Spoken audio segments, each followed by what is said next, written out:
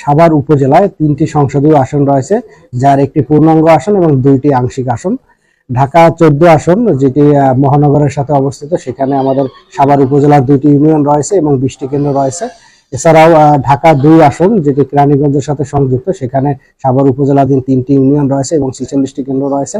এছাড়া ঢাকা 19 আসনে রয়েছে আমাদের 275টি কেন্দ্র, অর্থাৎ পুরো সাভার উপজেলা আমাদের কেন্দ্র রয়েছে 341টি। সাভার উপজেলাতে ধন্যবাদ। পুরো সাভার উপজেলাতে আমাদের ঝুঁকিপূর্ণ কেন্দ্র রয়েছে 43টি, যার ভিতর 38টি কেন্দ্রই ঢাকা 19 আসনে অবস্থিত। এবারের নির্বাচন সুষ্ঠু, সুন্দর এবং নিরাপদ ভাবে আমরা সম্পন্ন করার লক্ষ্যে আমাদের একাধিক স্তরের নিরাপত্তা ব্যবস্থা গ্রহণ করা হয়েছে।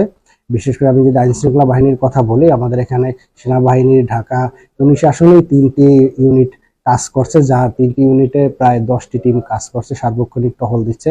এছাড়া বিজিবির আমার 3টি প্লাটুন সর্বদা চলমান টহল কার্যক্রম চলমান রয়েছে। এছাড়াও র্যাবের 2টি ইউনিট কাজ করছে, ডিবির ইউনিট কাজ করছে। আমার 2টি থানা, সাভার থানা এবং আশুলিয়া থানার থেকে পুলিশের টহল টিম, মোবাইল টিম কাজ করছে। অর্থাৎ প্রায় আইন শৃঙ্খলা বাহিনীর 5 থেকে 6,000 সদস্য এখানে কাজ করে যাচ্ছেন। এছাড়াও আমাদের সাদা পোশাকে গোয়েন্দা বাহিনীও কাজ করে যাচ্ছে।